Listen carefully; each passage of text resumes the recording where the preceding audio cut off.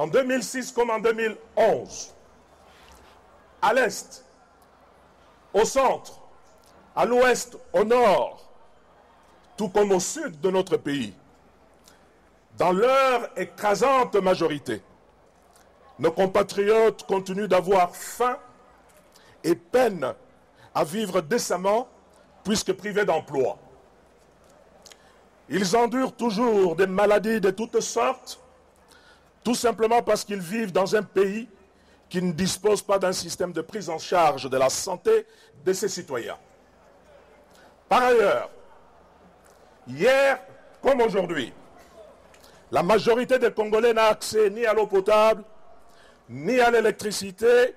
alors que notre pays dispose d'immenses ressources naturelles inexploitées dont le reste du monde voudrait s'en accaparer.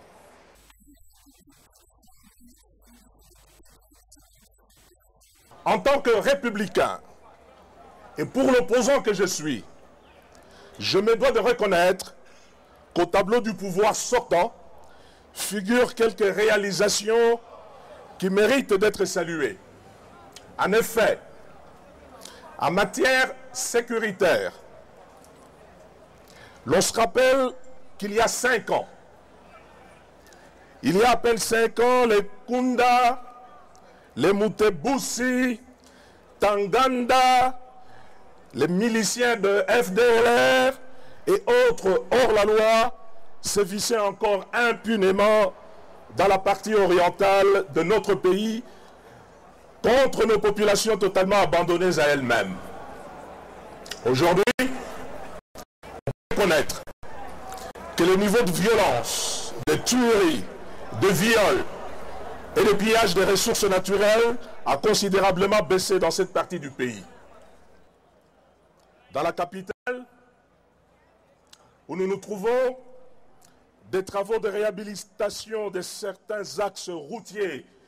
commencent à être visibles, bien que les marchés aient été passés dans des conditions d'opacité.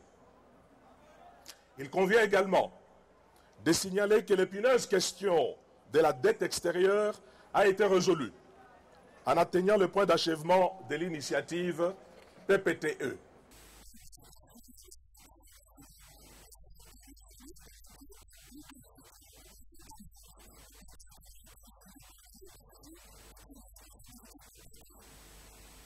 C'est la défaillance collective de toute la classe dirigeante congolaise, au sein de laquelle aussi bien le pouvoir que l'opposition donnons cette impression baroque d'avoir uniquement conquis des positions sociales individuelles enviables, roulant carrosse, fiers de s'entendre appeler excellence ou honorable, loin, très loin des valeurs morales et éthiques qui nous auraient pourtant rappelé à notre responsabilité première, surtout pour le pouvoir dont la mission aurait été de créer la richesse, y compris dans la douleur, en ayant en permanence à l'esprit le fait que le bonheur ne vaut que lorsqu'il est partagé par le plus grand nombre.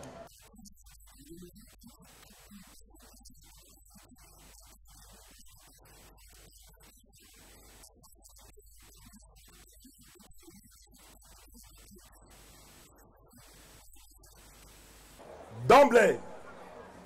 je voudrais vous informer que ADER ne présente pas de candidat à la magistrature suprême afin de privilégier, voire de faciliter la conclusion d'un accord entre les forces politiques acquises au progrès, dont certaines ont d'ores et déjà exprimé cette ambition.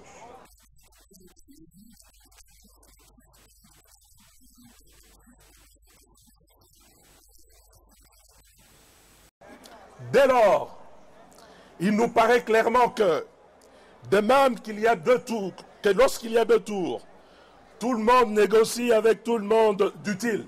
entre les 2 tours, de même, dans ce cas de figure où nous nous trouvons face à un scrutin présidentiel à un seul tour, tout le monde devrait pouvoir dialoguer avec tout le monde de concerné avant ce scrutin. Cependant, adhère entend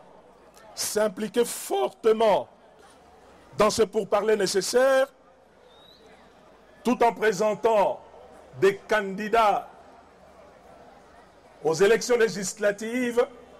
dans toutes les circonscriptions.